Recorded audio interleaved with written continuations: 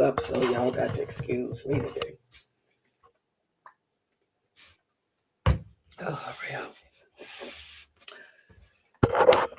Did we log in? Let me set it up.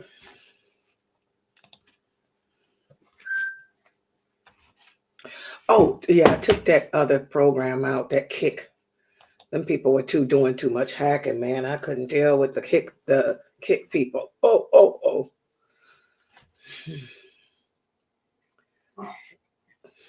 Is anybody on YouTube? Let me know if I'm on YouTube. What's this? I saw Brother, what's his name? Brother Adley's. Where at? On what? His khutbah. Yeah, I did his khutbah and posted of it. It was good. He had a good khutbah. Him and Jamali's. I did Jamali's too. Yeah, I didn't see his yet, but I'm seeing it. Both of their khutbahs were pretty good. Yeah, it was pretty good. I think I did see his picture on there. I had him with me. What I did was when I put the Islam Q&A. See, you weren't here. Girl, let me tell you something. Jamali did the Islam Q&A yesterday. Yeah, he came in and I let him answer all the questions about the prayer. Because I get those same questions every week about the salat. So I let him answer the questions about the prayer. I know you was happy, huh? Girl, I told him too. I wouldn't let him go because he would, he's like, okay. I said, no, a couple more, one more. So when he left, all I had to do was answer the questions about, I didn't have to do the prayer questions. So I let him handle that. And that was good because, I sit here and answer the same questions over and over. You get tired of the same questions over and over again, Yeah. And that's why then when I had to, I was up, I didn't go to sleep until 10 o'clock this morning. So I slept from 10, 11, 12, 1, 2, 3, 4, 5. I had 7 hours of sleep. So I get my 7 hours, my 8. I'll get my 6 to 8 hours of sleep. I went to sleep around 10 o'clock this morning because I was up all night doing Walaikum salam, Sakina. I'm trying something new. Yeah, I forgot that I can put y'all's comments on the side like that. See that? Oh, good. There's Samira. See, that's what I was testing to see if, because I forgot that I can do that. That might make it easier for me to see what y'all be typing. And I think when I do it to the side like this, I believe Twitch and stuff shows up too. So I'm hoping somebody from Twitch or DLive or Trova will come because I think theirs show up like right there too. Get it off of there, cat. Yeah, so wait, let me, always trying to make it a little easier for myself. We need some donations, you guys, big time. Let me tell y'all something, man. We got donations yesterday, alhamdulillah, and I'm glad we did because, the little donations we got took care of the little bills that came out. Flow chart came out yesterday, which was only $20. And another program, which was $20. Because some of them we just pay $20 a month. So the people that donated last night, may Allah bless them because we only had 67 cents in our account. Wow. But because of their donations, flow chart, which is what makes my QR codes, I paid $20 a month for the flow chart. That came out, and that another program that we use for making the videos came out. That $40, and that's what we had, $40 in donations. And mashallah, may Allah bless those sisters. So we got like $50 in our account now. So we need more donation. Man, I don't know how we're going to do this. And it's just stressing me out. How are we going to pay this? I sent him out there, see if Dr. Jamali can do a fundraiser for us or something. Dr. Jamali he can do fun. He's good at that type of stuff. Okay, let's see. The class tonight is the lawful and unlawful, right? Let me put that on here. The lawful. Yeah, I heard that. That's it. And unlawful. No. I thought it was. I thought the lawful and unlawful is gonna be a 9. The awful and unlawful. Isn't this the I heard weekend? somebody else say it. Isn't this the weekend? Yes. Yeah. Well, that's the lawful and unlawful, right? No, today we're doing the book. The lawful and unlawful is a 9. Yeah, that's what I'm talking about. That's at 9. That's tonight. Yes. Okay, Yeah. the lawful unlawful at 9 p.m. Yeah, 9 p.m. Eastern. There, that's tonight. Yeah, yeah. No, now it's the Akita. I know. I'm just setting up the. Where is this thing at show? I'm putting this. Oh, so look, guys, when I put it up to the side like this, that shows like that. Oh, but when I do this, you can't see the QR code.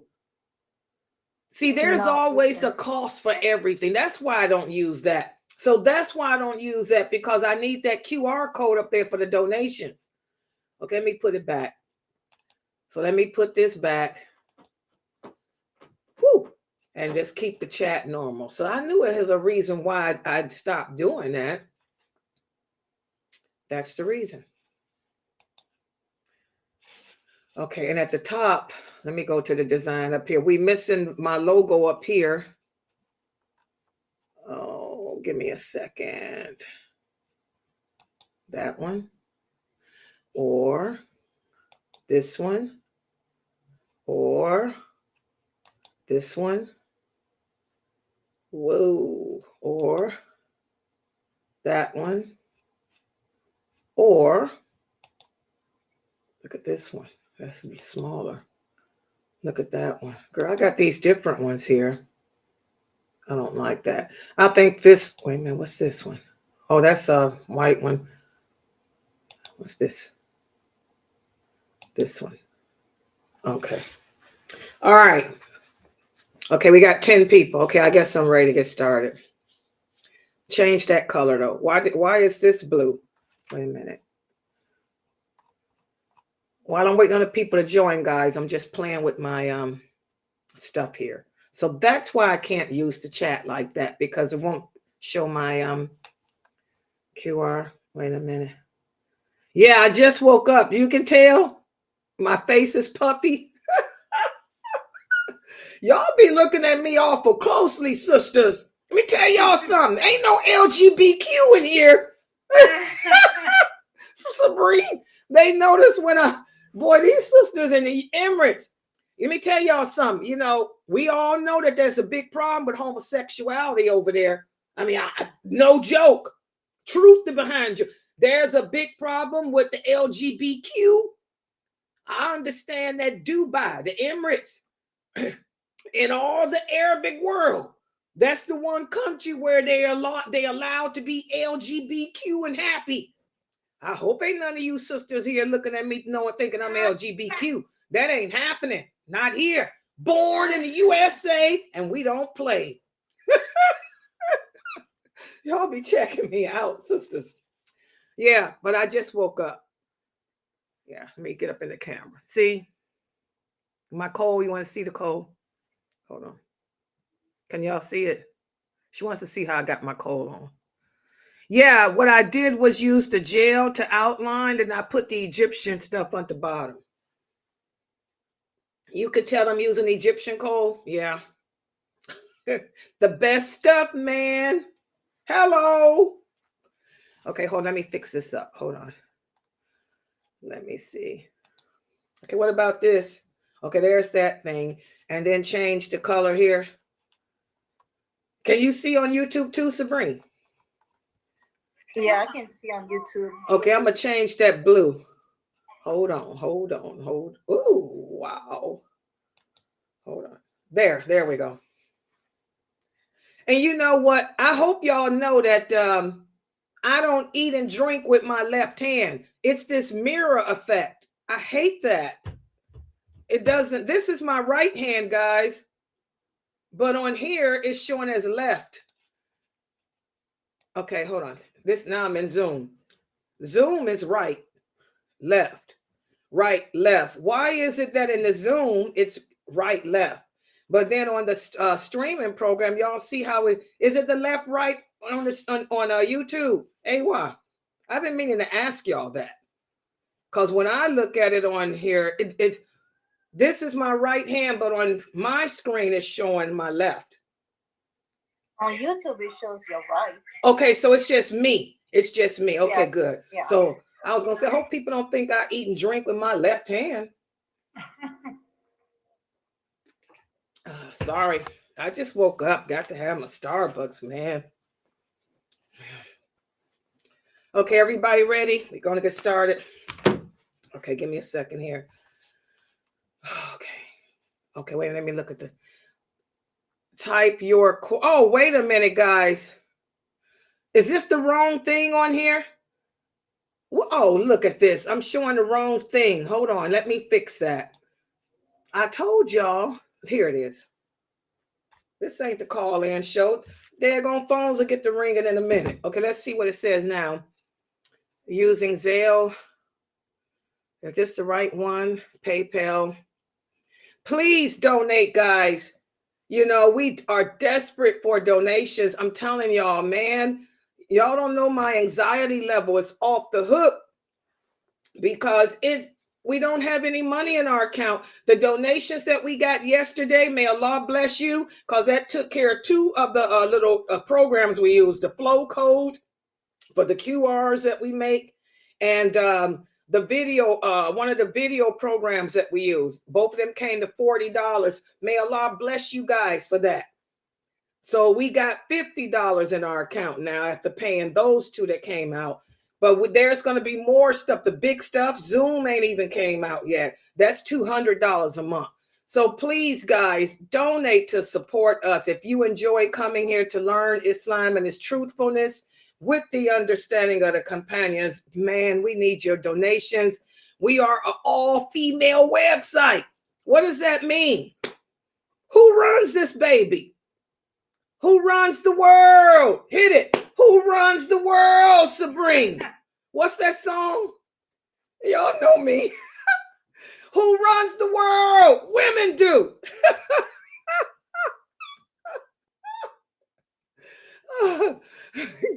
Got to put some humor in there. People say I'm so mean. Dr. Dramali. Dramali is always saying that I'm mean, that I'm angry, and I never smile. I got to put humor in there. Who runs the world, Dramali? Who runs the world? Women do. Ask your wife, Aeen. She'll tell you, we do. So, so this website is run by women, myself, and the sisters in the Zoom room. And they're mostly housewives and old women that are sickly. So we need some help. We don't have no more money. So please donate to support this website, guys. All right. Let me look at my Zoom room now. Okay, let's see. Tony. Okay, well, let me make you guys moderators. By the way, Latifa. Latifa, can you hear me? Yes, Layla. Girl, let me tell you this. I was so sad to watch this program on YouTube today called The Worst Slums in America. The worst what? Slums in America. And guess what they started off with? East Cleveland? East Cleveland, your hometown. And they had your street, Orinoco. Oh, girl, my Orinoco house is falling. It don't look the same. That ain't the East Cleveland I knew. What happened? It's horrible. But they didn't show the deer. I said, only thing missing are the deer. They didn't go down Euclid, that Superior Euclid part. They was where Orinoco. And then they showed these apartment buildings that I forgot about. They're all abandoned. And it's just grass. Why come East Cleveland don't tear that stuff down? I don't know. They don't have the money to tear it down. And they were talking about how, which is a true best suburbs, and you know, which it was. That school system. The best school. What happened? Oh, I know that. And then they showed San Bernardino. Let me tell y'all what they showed. This showed the worst slums in America. Let me just talk about it for a minute. If y'all live in these slums, you know where you come, but y'all know y'all don't live in them because the people that they showed were just poor. They had Old City, East Cleveland. They had San Bernardino, California. Of course, they had South Side Chicago. They had Philly, Philadelphia, someplace in Philadelphia where the bridge. I saw Philly when I was there. Girl, it was a bridge. I forgot the name of that suburb place, but it was a bridge, and underneath the bridge, people were living in the streets and drugged out. They showed Iowa. This city in Iowa called Kinkley or something. Oh, it was horrible. Yeah, a lot of it has to do with the drug epidemics. And because I was listening to this one show, the guy was talking about how he used to be on Wall Street and how he used to handle big money. He said, I used to be with the big wigs, and now look at me. Oh my God. He was all drugged out. And Memphis, Tennessee. Did y'all know Memphis, Tennessee? Memphis, Tennessee is one of the worst slums in America. Oh my God. They said this is where Elvis Presley was from and all that. They showed how it used to look. Memphis looks bad. I wouldn't go near it. Oh yeah, it's scary. It's worse than South Central. Seriously. That's really bad, man. And this place in Iowa, South Dakota. They showed 2 little cities in South Dakota. I didn't think nothing. And of course, the top were the Indian reservations.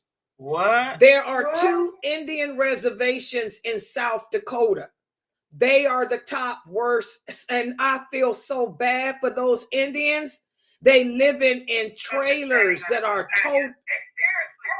Really? They live in trailers that are tore down, broke down. They said meth houses. You know, they used to have houses, but the meth, they burnt the houses down making meth. Oh, it was sad. Those were the worst. These 2 cities in South Dakota, which are Indian reservations. It's sad. It's just sad. It's on YouTube. It's called The Worst Slums in America. It's called the United Slum. That's what it's called. United Slums of America. Yep, you know, Aisha's son he trying to build back up East Cleveland, but this gonna be such a slow process. Yeah, East Cleveland was not like that. I was surprised. I said, that's Latifah Street. Latifah, they got your sign. It's halfway hanging off. What happened? Yep, I know. The sign. Every now and then I get nostalgic and I drive down the street and look at my poor little house. Front door is open, the porch is hanging on. And I'm telling y'all, back in the 80s, that was East Cleveland wasn't like that. Shaw High School was in Essence magazine, is one of the best high schools in America because East Cleveland was a black suburb. But see, when they brought that crack, they took it to the black areas. Of course. And I was shocked. And I said, that's Latifah Street. Y'all ever watch that? United Slums of America, Orinoco, the sign is hanging. I said, my daughter used to go over there. Latifah, she used to ride her bikes, her and Aisha's kids. Used to ride, her and Rashad, they ride the bikes. And them stores are gone. What happened to all the stores? Yeah, they, like you said, gone. Silverman sold out to some place called Roses. I said, those used to be nice restaurants and stores. Remember the seafood joints? The pizza places. And you see no more Hot Sauce Williams. Hot Sauce Williams is gone. Everything. Gone. I said that was the grocery stores. Oh. Remember how it used to be pick and pans and stuff? Yes. What they call it, tops then. I can't believe I watched that. I said that. I didn't see. I don't go over there. I didn't. Latifah don't live over there no more. Not that part. And but God, now you got me wanting to come. Next time we want to take a ride. Because I want to. Are you ready for it, girl? I said that ain't East Cleveland. Are you ready for it? I remember East Cleveland had 1, 2, 3 motels, hotels. Yes. 4. I'm not counting. There's 4 of them. Each one of them is only one that still standing is McCall's on Lee and Euclid, and it's just a crack den. Well, they didn't go to that part. See, I know that part the Euclid part, when I be coming over to your house, but they went to the other part that I ain't been to in 35 years. Off Hayden. Right, yeah. That's it. I said, oh my God, I haven't been over there. And look what happened. It just looks so horrible. They say drugs. That's what they did. All those cities that they showed on that program were Black cities of vibrance in the 80s and 70s. But then when the crack went right to those, and that San Bernardino, where over there, near where Sabrine lived in California, near LA, girl, they live in tents and plastic, and the people all on the street like this, they just done. They're done. I'm like, what? Yeah. They showed Detroit. They showed Detroit. They're all on the street. Yeah, it's real. All this is real sad, and I don't know what it would take to ever get it back. And I didn't know Detroit went down like that. They showed Detroit. I said, I used to go to Detroit. Yeah. The same thing. It's just bad. I know when I was in school, it was like 70% white. By the time I got to the 9th grade, it was about 10% white. That's what they said. They said all the whites moved out when the crack came in. The meth, that place, Memphis. I mean South Dakota, where the Indians are, meth. They blame everything on the meth. That's a horrible thing. Yeah, the Indians on the reservations, they cooked that meth and burned the houses down, and so now they all in trailers. They did that in LA too. That's sad. You all of a sudden you might hear something blow up, and that's what it is. That is so sad. The streets that were nice, like Crenshaw, that were nice. That was near Baldwin Hills and stuff. Well, y'all make sure y'all watch that. It's on YouTube. It's called United Slums of America, Part 1 and 2. I watched Part 2. Part 2 it starts off with East Cleveland. That's Tiba's place, her street, the sign half hanging off. I remember I raised my children over there. Chandani used to ride her bike over there. She loved going over there for y'all to babysit. What happened to the woods and stuff? It's just not the same. It's horrible. It's just horrible over there. And I'm trying to think, like maybe 5 of my neighbors are still over there. That's sad. You know, they've been there since the pond went dry, as old folks would say. So none of y'all own that house still or nothing, huh? Just let it go. And nobody fixed it up. Nobody said it wasn't my intentions. What happened was it was Dad and I had the house set up, whereas if anything happened to me or him, it would be paid for. But I moved out because, well, whatever reason, I moved out. And when I moved out, Mark moved in. And his butt, being the arrogant butthole that he is, he gonna take it over. You just had Dad in debt over here. He gonna change everything. So when Dad died, Mark couldn't keep up the paying for everything. And he lost but it. Well, and it's just, and that was a nice house. Yeah. So I was like, Dad, I said, yeah, you got Dad in debt. You did all this. He was coked out at that time. Girl, life. That's what I'm saying. They said 30 years ago. They said all those suburbs they showed happened within 30 years. And I said, that's when I left, because I left Cleveland 30 years ago. Because I got that was 1993 when I moved out, because Sakina, that's what it was. Sakina got pregnant. Oh, okay. And I'm not bringing a bunch of grandkids in my dad's house. Oh, yeah. Because that's when I moved. I left and moved to Southern Ohio, Ku Klux Klan territory, because my job transferred me because they closed down, got the bumping. Yeah. I said, that's been, how long it's been? 30 years. Yeah, because my grandson is like 33. Oh. Yeah, we want to take a ride down there just to be nostalgic. Yeah.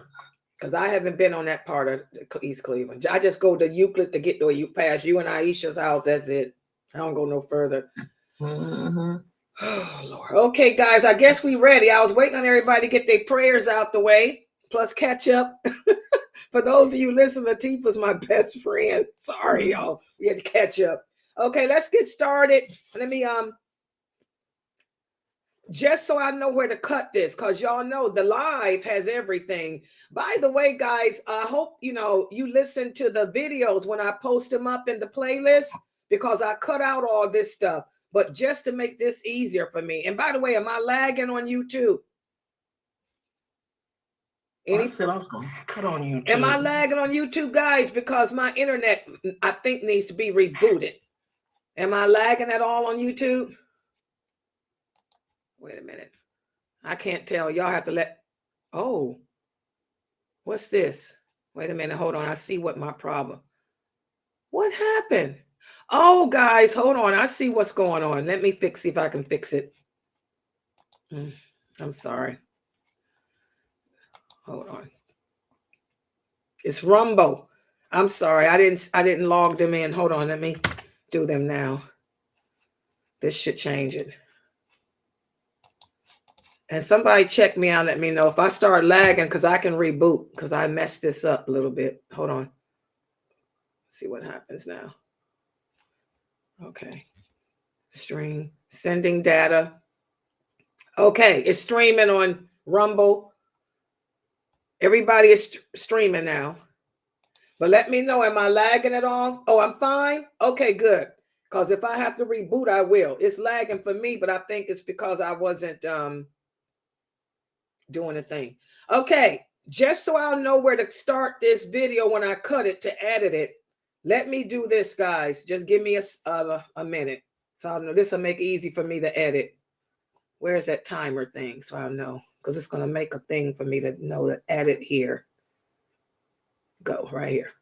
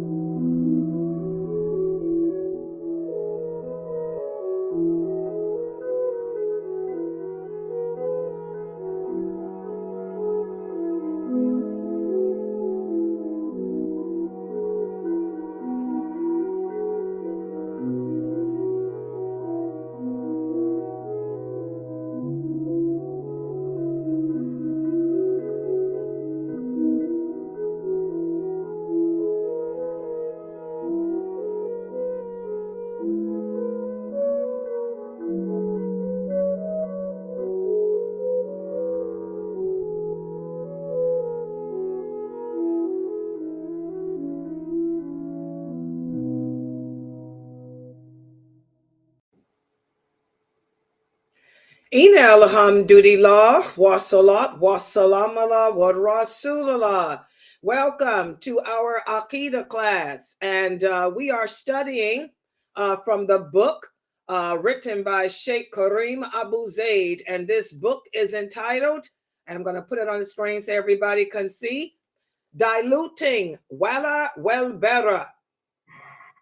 Diluting Wala, wal Bara. And this book is written by Sheikh Kareem Abu Zaid. You can purchase it by going to Amazon. And the book is only $19.99. And I strongly encourage everyone to get a copy of this book, because it goes into detail explaining the second principle of that shahada. The second principle of La ilaha illallah Muhammadur Rasulullah, which is my allegiance.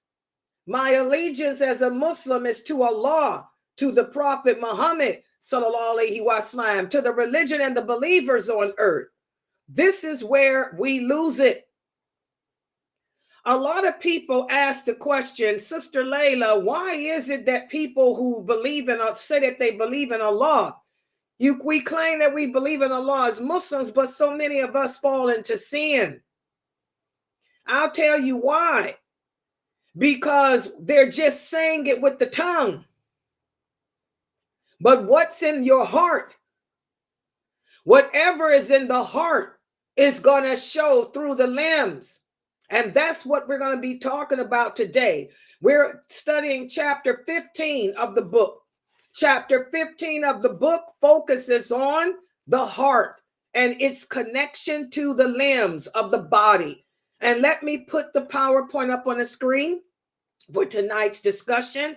Pay attention because there will be a quiz afterwards. Okay? Let's put the PowerPoint up on the screen for tonight's discussion. And I want those of you who do have the book to take the book out, okay, and turn to chapter 15. And we'll be beginning. Okay, turn to chapter 15. And we will begin with the section that talks about the harmony between the heart and limbs. The harmony between the heart and limbs. Okay. All right. So in Islam, it is extremely important for each and every one of us as Muslims to understand the connection between the heart and the rest of the body parts. And I tell you guys all the time, you'll come upon these misguided Muslims who do commit sin. A lot of Muslims that engage in actions of disobedience. They'll say, oh, I believe in Allah. I'm a Muslim, but you can't judge me. I know I'm not praying. I know I'm not wearing hijab. I know that I'm fornicating. I know I smoke weed, but God knows what's in my heart. You know, my faith is in my heart. You know, these people are misguided. They don't understand that whatever is in the heart will manifest through your actions. And they don't understand that as Muslims, we are commanded by the Prophet, sallallahu alaihi wasallam, to judge each other's based on our actions. This is what the Prophet taught. He taught us that whatever's in the heart will manifest through your actions. You can see how strong a person is in their iman by their actions. For example, we see what's going on in Palestine. Okay? Look at the action. Those Muslims who are strong and resolute, who are just handling it, you know, praising Allah in good times, praising Allah in their worst times. That shows their iman. That shows their faith. But then on the other hand, the ones that you see screaming and hollering, slapping their faces, crying all in the camera, begging people to do something to stop, and they're showing their faith too. They're showing what's in their heart too. So as Muslims, it's important for each and every one of us to understand that the connection between the heart and the deeds of the body is great in Islam. If a person fears Allah in his heart, then this is a person that will perform the prayers. This is a person that will dress the way Allah commands us to dress. Why? Because that's a person that fears Allah's punishment.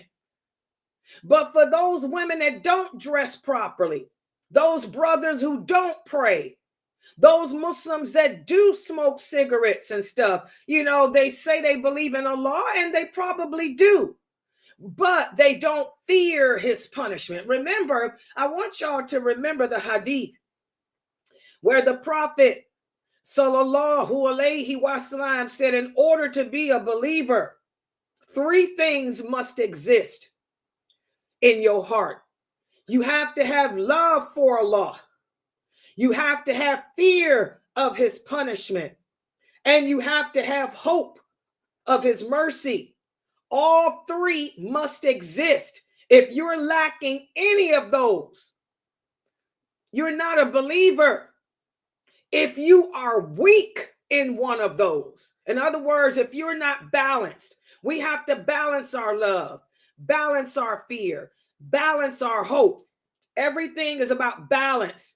If a person has too much fear of Allah, the Prophet said, this is a person that loses hope because your fear is too great. This is a person that believes he'll never be forgiven because his fear is too great, like the man who who told his children to burn his body and scatter his ashes.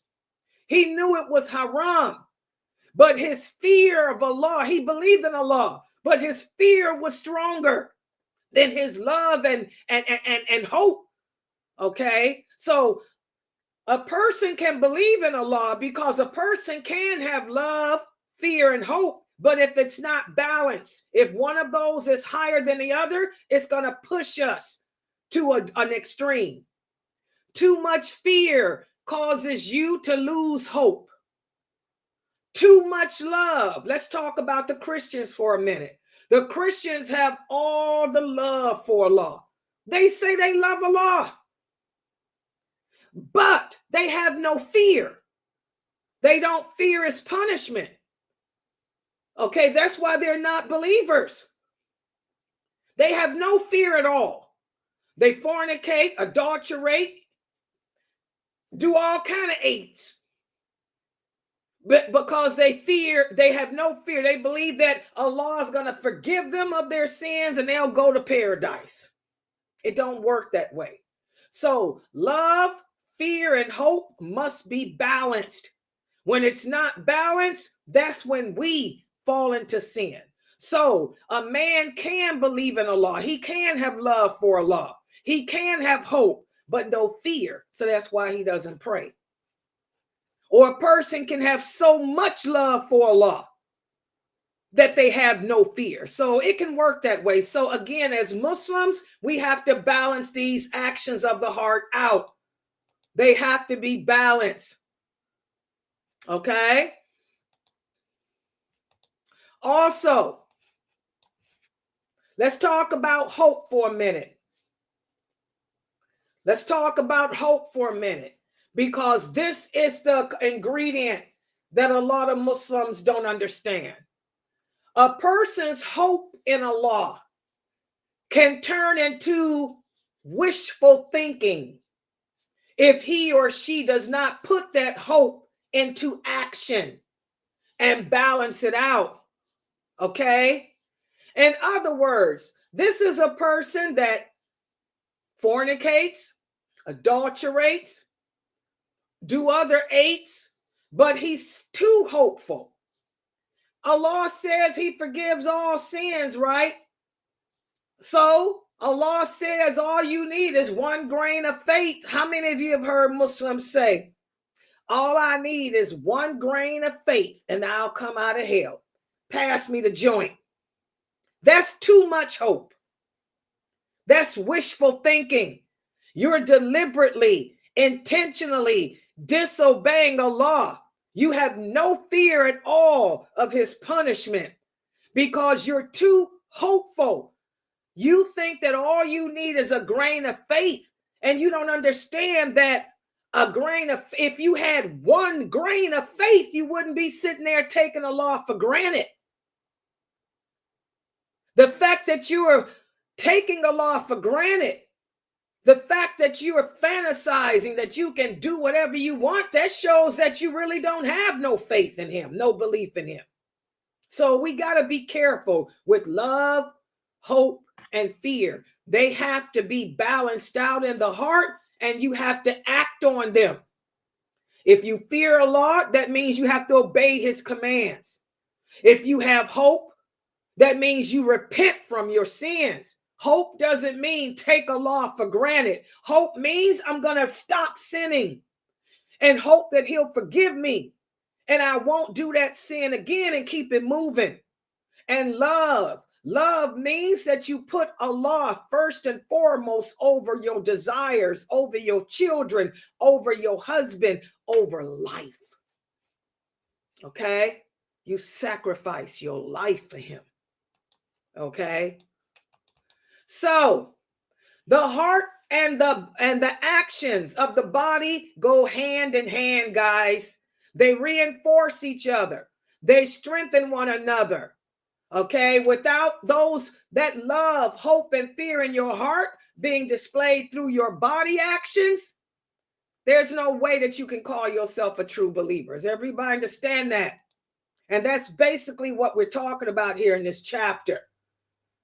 So I don't want to hear any of you say, it's in my heart. I was listening to some lecture on YouTube yesterday. Some woman, she was giving some lecture, and they asked her a question about Islam. And this is why I tell y'all, be careful who y'all take y'all knowledge of Islam from. A lot of these women that are giving lectures in English, I'm talking these American women, they are not scholars. Ain't none of them scholars. I'm be honest, they're not scholars, any of them. None of those famous women that y'all following on YouTube, none of them are true scholars. They may be circle people, but they're not scholars of this ulama. And you can tell easily because, number one, they don't base what they say on Quran and Sunnah. Number two, how do they answer questions? Well, this woman in the audience asked this famous speaker, female speaker, she said, I don't wear hijab. The woman said, I'm just not comfortable with it. So, do I still have a chance at paradise? Okay, the speaker said, well, yeah, everybody has a chance at paradise, which is true. She said, and don't worry about it because your hijab is in your heart. When she said that, I went, what? I get so sick of hearing these famous celebrity American speakers who are women tell other women to not worry about it, to not worry about not wearing hijab because their hijab is in their heart. What type of ignorance is that? And these are Arabic women that are speaking. These are famous American celebrity Arabic women. They know the meaning of hijab. It's a barrier. They got it right. Your barrier is in your heart. Your heart is a barrier. Okay? You have a barrier between yourself and Allah. But they're telling these women that it's okay. It's not okay to disobey Allah. It's not okay to publicly disobey him. That's arrogance. And arrogance is a sin of disbelief. Remember, Allah forgives all sins except disbelief. I told you guys after I finish this series, I'm going to teach you guys about the sins of disbelief. Arrogance is a sin of disbelief, and you will not be forgiven for that. Your arrogance is preventing you from wearing a hijab. Your arrogance is preventing you from obeying Allah. That's the same reason why Iblis is cursed. Iblis was too arrogant to obey Allah and bow, prostrate to Adam. He was too arrogant to ask Allah to forgive him. That's why he's cursed. So it really, behooves me to hear these celebrity female Arabic women here in America, tell these American Muslim women who are really trying to learn the deen that it's okay. It's okay to disobey Allah because it's in your heart. A'udhu billahi. Y'all better be careful who y'all listen to on YouTube. Them women are not scholars. Those women got issues, real bad issues. And y'all need to Google them. Their lifestyles show it. Okay? So, the integration of the heart and the body parts, this is what leads to spiritual advancement. This is what leads to a closer relationship with Allah. That's why Allah says in the Quran, just because you say you believe in me is not enough. You got to prove it. Prove it through your actions. And that's what these women should be telling these sisters who say, oh, I don't wear hijab. Is it okay? You don't tell them, yeah, it's okay. You tell them, no, it ain't okay. Okay? So we have to be careful of that, and we have to realize that. So now what I want to speak about is the impact that the heart has on allegiance and disassociation. Remember when we talk about wala in English refers to allegiance and love. And when we speak about Bara, this refers to disassociation and hatred. And these two principles are the foundations of Islam that shape our beliefs and our actions as Muslims. If a person's allegiance and love is placed correctly, and if a person's disassociation and hatred is placed correctly, these are the people that devote their lives entirely and solely to Allah, to his prophet, to this religion, and the Muslims. These are the people that don't care about race. They don't care about color. They don't care about language. They don't care about what part of the world you come from. The simple fact that you believe La ilaha illallah, Muhammadur Rasulullah unites you to them. You are their brethren. You are their brother and sister in faith. So, what's in the heart? If a person has allegiance, loyalty, and love for Allah, this is a person that you won't find next week sitting down with the non-Muslims celebrating Thanksgiving. Let's talk about it.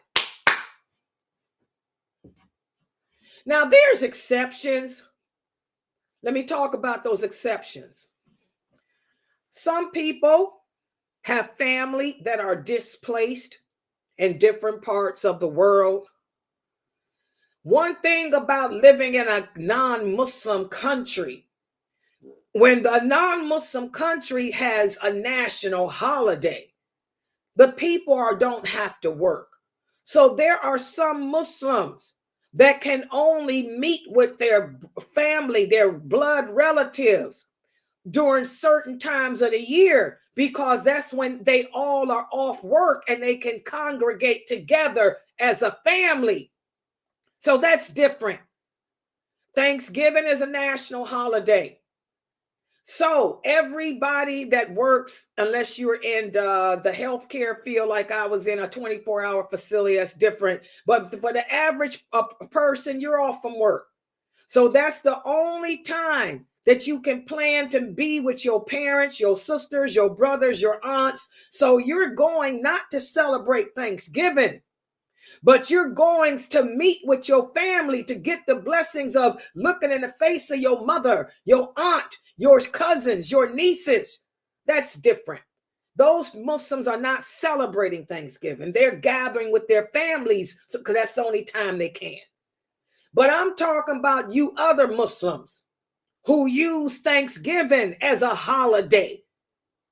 You celebrate it. You think that this is a day to celebrate. I'm talking about you. If you truly had Wala and Bara in your heart, you wouldn't participate in that. Because my allegiance and love is for Allah, the Prophet, and the Muslims, and my religion. This is not a celebration of my religion. This is not a celebration of my Prophet. And Allah commands me to be thankful to him every day of the year, not just one day. So I'm sorry, family. Check y'all out some other time, because I can check you out another time. I ain't talking about the Muslims that only have that one time a year to meet with their families. Okay? Y'all get it? There's always an exception.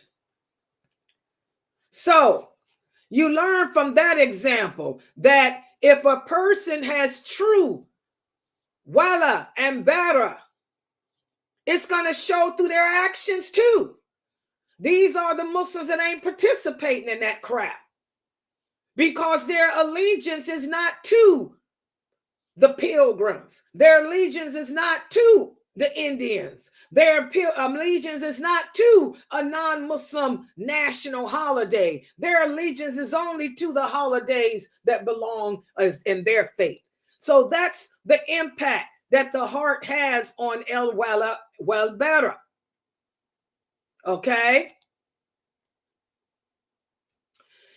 And Bara, let's talk a little bit more about this. This is disassociation and hatred. As Muslims, we're supposed to love the things that Allah loves and hate the things that Allah hates. Allah hates that people celebrate anything other than Him.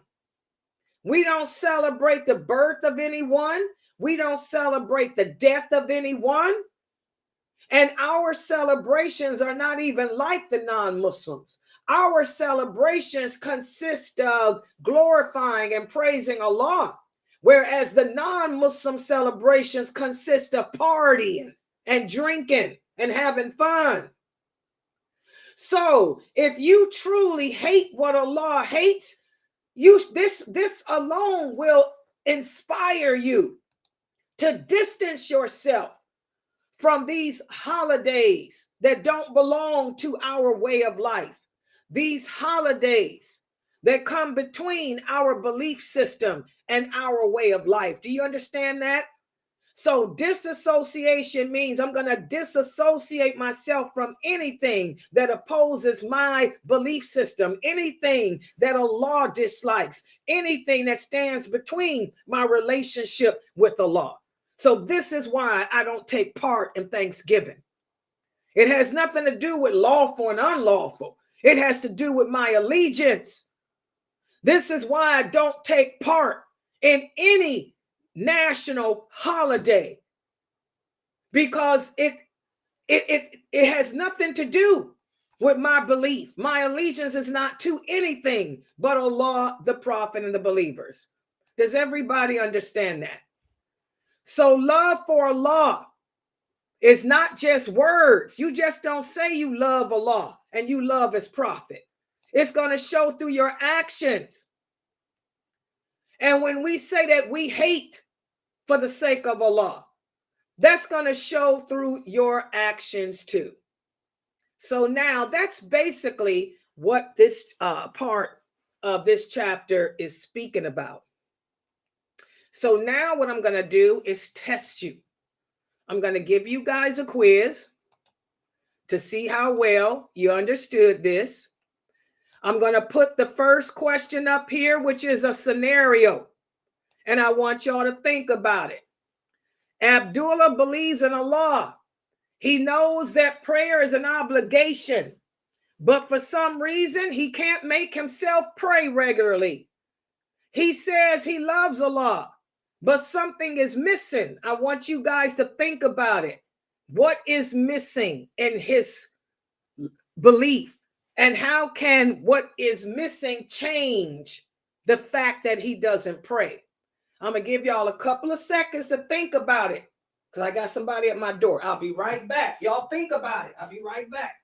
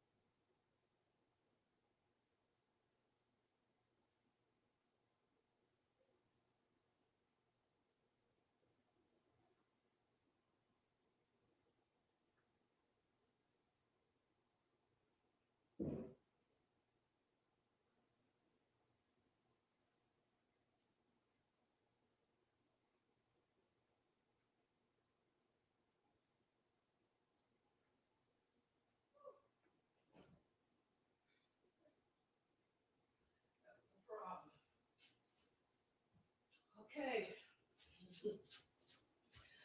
All right, guys, you had a few minutes to think about it.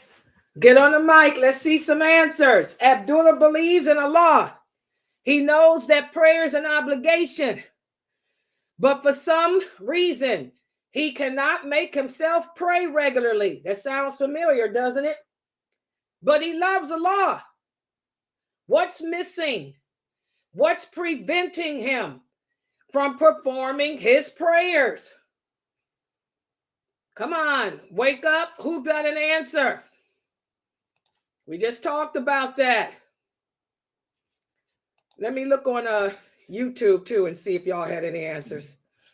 I would say he's missing the fear of Allah. He doesn't fear that Allah will punish him for what he's doing. MashaAllah, good job. Exactly. Do you guys understand her answer? Exactly. He believes in Allah and he loves him. But why is it that he's not fulfilling his obligations to Allah? He's lacking fear. We have to fear Allah's punishment. When we talk about one of the things that a non-Muslim asked me one day, she said, Laila, you're always talking about fearing the Lord. How can you believe in something that you fear? I said, I don't fear him the way you think. When we Muslims fear the Lord, we fear his wrath. We fear his punishment, which is something that you non-Muslims don't fear. If you feared the Lord, you think twice before you disobey him, because you know that at any moment he could send his wrath, his punishment down. You know, I'm too afraid to do anything like that. You know, a lot of people would say at my job when I used to work before I retired, oh, Miss Nasheeba, why don't you come out with us? Come out with you? What you mean come out with you? You know, let's go out together. Go out where? I don't party. Well, we can go to the restaurant, listen to some music. No, I fear my Lord too much. I know my strengths and my weaknesses. I can't get the 80s out of my head. Y'all know I know every song from the 70s, 80s, and 90s. I said, I'm afraid that if I go out with you and I start hearing that music, I'll get up and start trying to, you know, do the wave. Hello, hey, hey, hey, Cabbage Patch. Not here. I fear the Lord too much. Fear the Lord. I can be sitting right there in that restaurant with you, listening to music, and Allah decides to send a lightning bolt down on me. First time I ever went out and I got shot, got popped with a lightning bolt. You know, that's fear of Allah. That fear of Allah is what prevents us, you know, from disobeying him.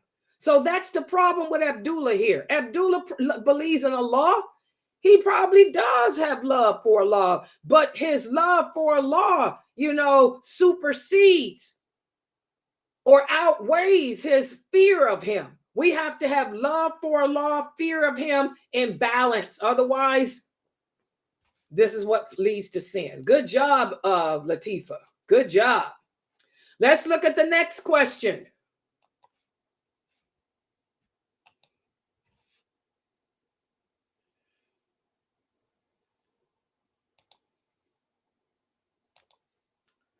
Okay, next question is Amatullah. This is a woman. Amatullah does not dress in accordance to Allah's laws, but she says that she believes in him and she loves him so much that she does not believe that she would have to do any time in hell. After all, he forgives all sins except shirk. This is an example of what emotions of the heart that are not followed by action. Look at that. I'm going to give y'all a couple minutes to look at it. Amatullah does not dress the way Allah commands, but she believes in him and she says she really loves him. Her love for him is so great that she don't believe that she will have to do any time in hell. because he forgives all sins except shirk.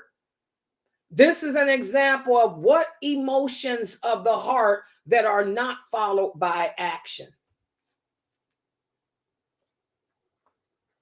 In other words, this is an example of two emotions. What two emotions? That are there, that may be in her heart, but they're not followed up by action. What two emotions?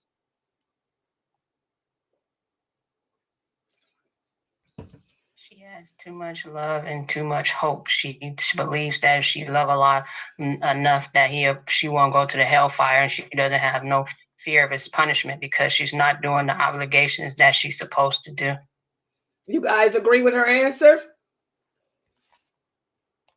Y'all agree? I would say love and hope. I don't know what you say. Wait a minute. You said what? Oh, I'm sorry. I said love. I said love and hope. Okay, you said the same thing she said. That's what did you say? Didn't you say love and hope, Mina? Yeah, same thing. Anybody with different answer? I just thought it was that she has just too much love. Okay. The correct answer is of love and hope. This is an example of too much love and too much hope. Okay, again, the fact that she says she loves him, that's too much love. It's not balanced out with fear. Where's the fear of his punishment? Love don't love nobody. If you love, you're gonna show me through your actions. Whatever's in the heart shows to the action. So you got all this love, but where's your fear? And then the other one is she's got too much hope. The fact that she believes that Allah will forgive her as long as she doesn't die upon shirk. She doesn't know, to have too much love, too much hope, and no fear. Can lead to arrogance, which is a sin of disbelief, which is a sin of shirk. Okay, so good job. This is an example of what happens when your love and your hope are not followed through with action. Again, talk is cheap. Allah is the show me entity. He tells us in the Quran, he told the companions, just because you say you believe in me is not enough. Prove it to me. We are a people of dalil. We are a people of proof. Prove it. And how do we prove it? Through the actions, through the choices we make, the decisions that we carry out. Good job. Okay, let's look at I have a question. Yeah, go ahead. Okay, I see the love part, but some kind of way I'm missing the hope. The part here where she says, after all, he forgives all sins except shirk. That's too much hope. She's deliberately, intentionally disobeying Allah by not dressing the way he commanded, hoping that because she's got a grain of faith. That's that grain of faith. Okay. Because Allah forgives all sins. All you got to have is a grain of faith. When you hear Muslims say that, all I need is a grain of faith, that's a Muslim that has too much hope, but not enough fear. Because you are just sitting there taking advantage of that. You're taking advantage of Allah. You're playing with Allah. How do you know you got a grain of faith? The fact that you made that statement shows you don't. You're arrogant. You're like Shaitan. You're like Iblis. You're arrogant. And that's Mu'tazila. The Mu'tazila people are big on that, man. That grain of faith stuff. They have all the hope in the world, but they have no fear. They're the ones just like the Jews. Whereas the Christians have too much love. The Jews have so much hope. They have too much hope. They think that the simple fact that they are Jewish alone, that's going to get them in paradise. Just because they're Hebrew. Because I'm a Hebrew, I'm going to paradise. Sounds like the Arabs. You see how they cousins? They're so similar.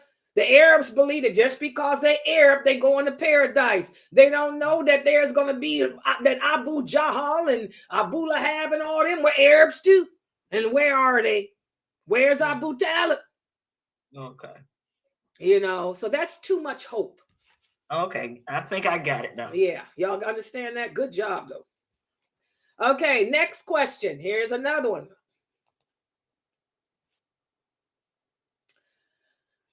Oh, Abdullah.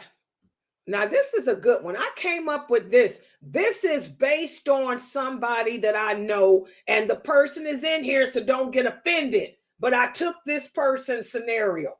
because we had this discussion last night. You know, I was up all night, y'all, doing the videos for the website and, you know, trying to get that SEO up. And I was talking to this person on Facebook.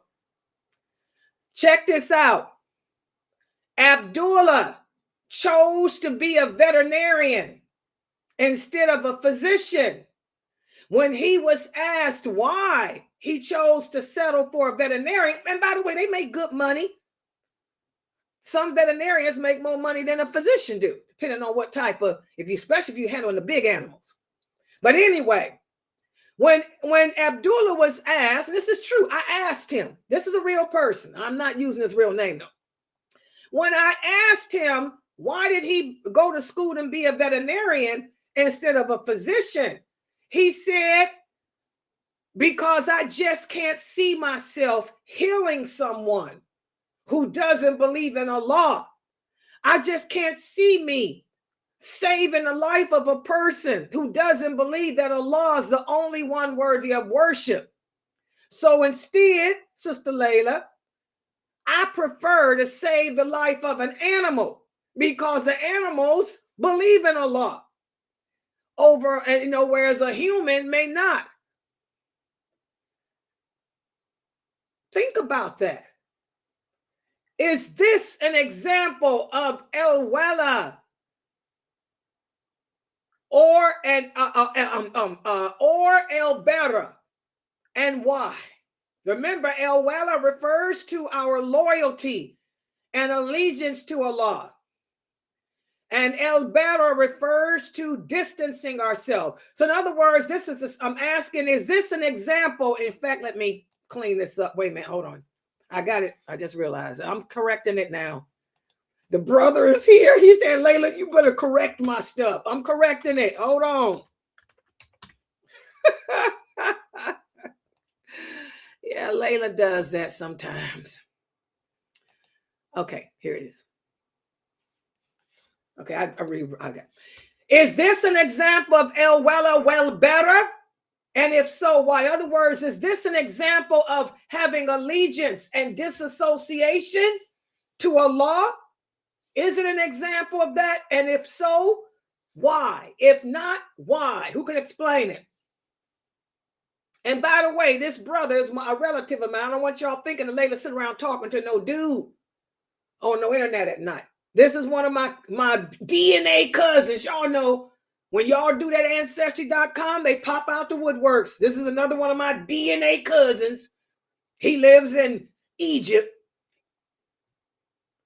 We were getting acquainted with each other, and I also talked to his wife and cheering, and we all look alike. Alhamdulillah. He's a veterinarian. I asked him, why ain't he a doctor? Okay, what do y'all think? Abdullah chose to be a veterinarian instead of a physician. When asked why, he said because he just can't see himself healing a person that doesn't believe in Allah, or that doesn't believe that Allah is the only one worthy of worship. So he preferred to heal animals. Is this an example of allegiance and disassociation? Why or why not? What do y'all think? You see where I get it from, Latifah? It runs in the family. That fanaticism runs in my family.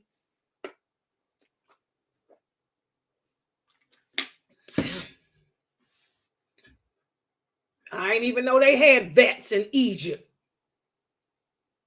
He works with camels. Come on, guys. What answers we got here?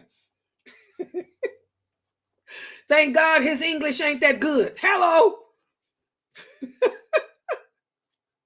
Let me see what he's saying here. What y'all think? Okay, Sakina, mashallah. Let me put what Sakina typed. She said this is an example of wal Bara because he's disassociating himself from the unbelievers. Can you give me a little bit more information? The fact that, how does that make it an example though? Can you go into a little bit more detail, Sakina? I mean, I know what you're saying, but can you word it a little better? For the people, you know, word it just a little better. When we talk about in other words, when we talk about wal Bara, what is it that we're distancing ourselves from? That's what you talk about. Add that to it. Why is this an example of wal Bara? What is it that he's distancing himself from, and why? Y'all understand? I need more information, Sakina. Anybody else?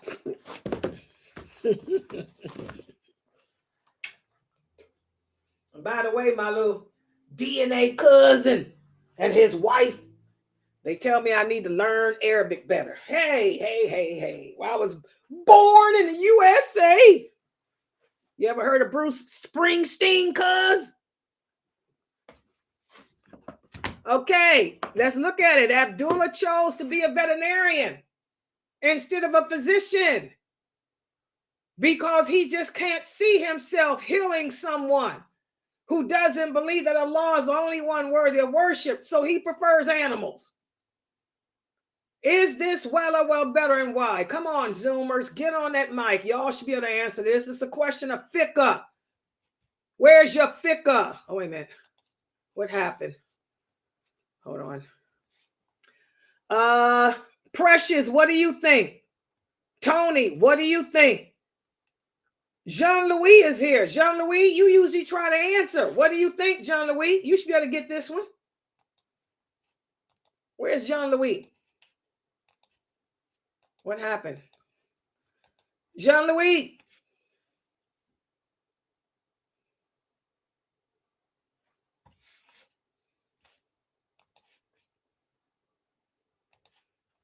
Oh, I have to say Assalamu alaikum. I have to see the question again. I was reading the question. I just got here. Okay, hold on. There you go. Is this an example of allegiance and disassociation? And if so, why? If not, why?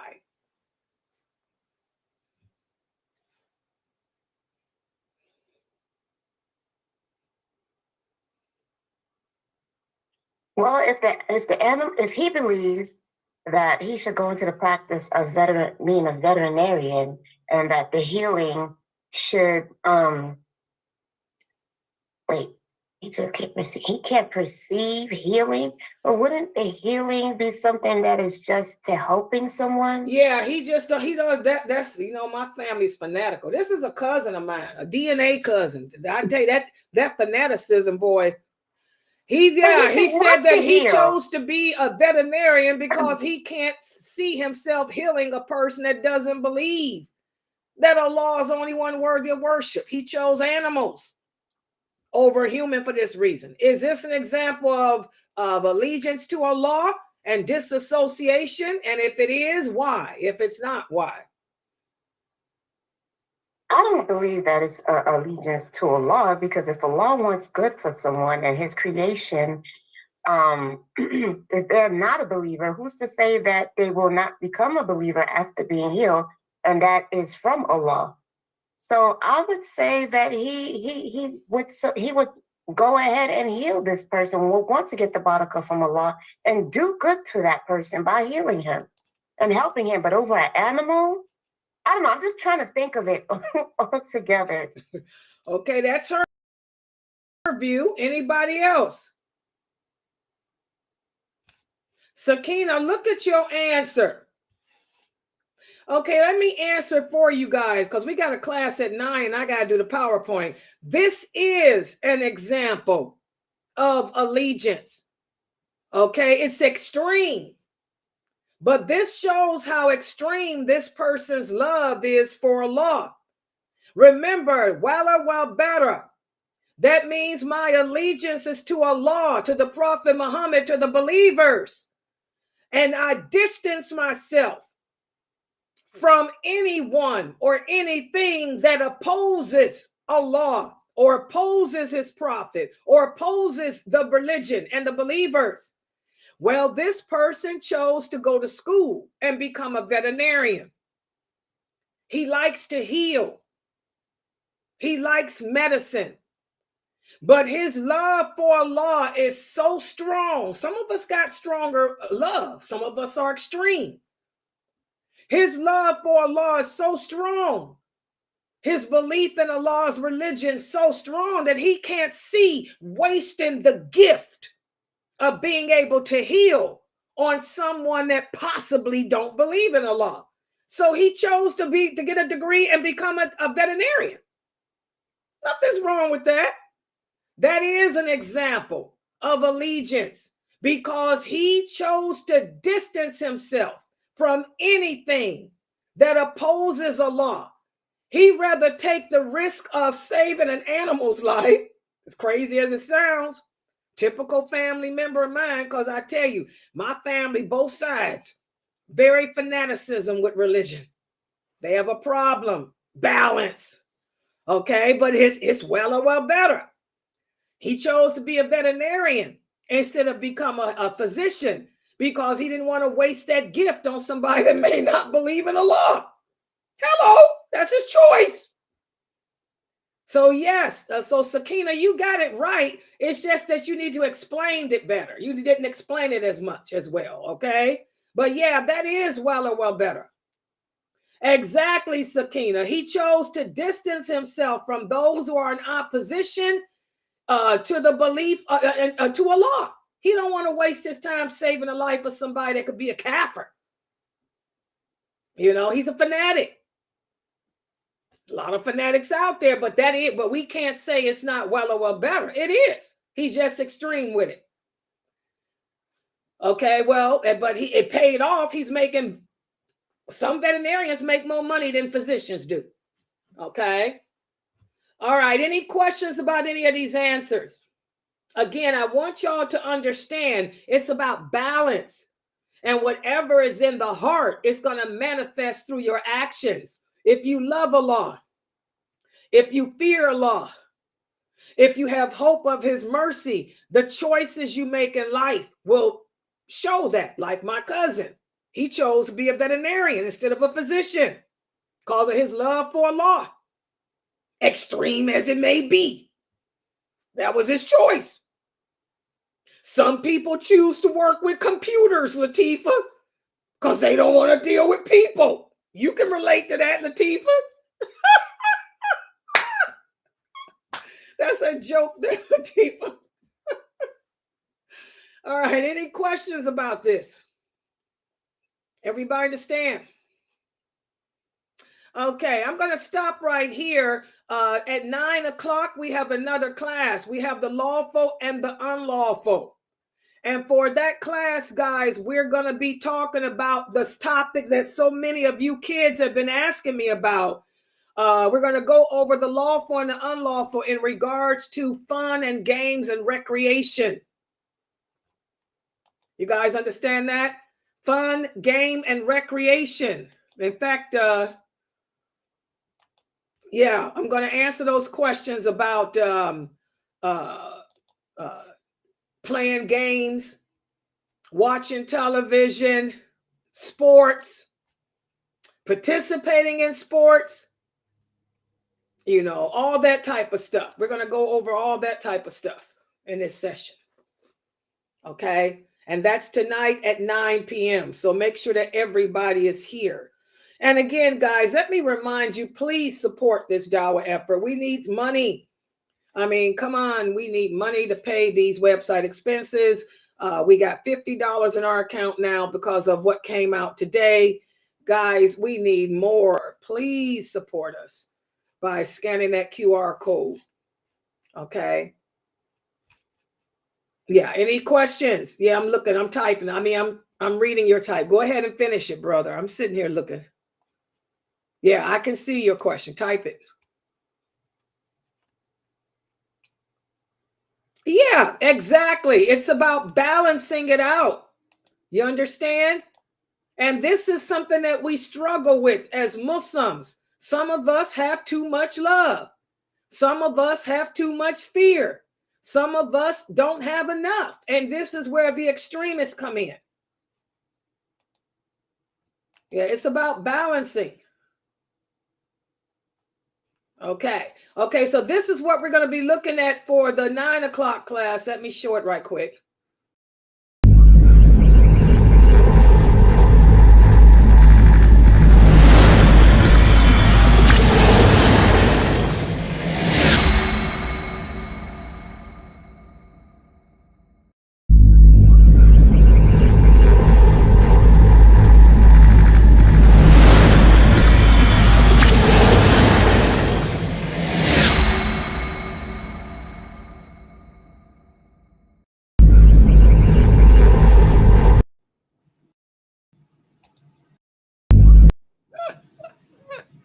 Okay, so that's at 9 o'clock. We'll speak about the lawful and unlawful in regards to recreation and play.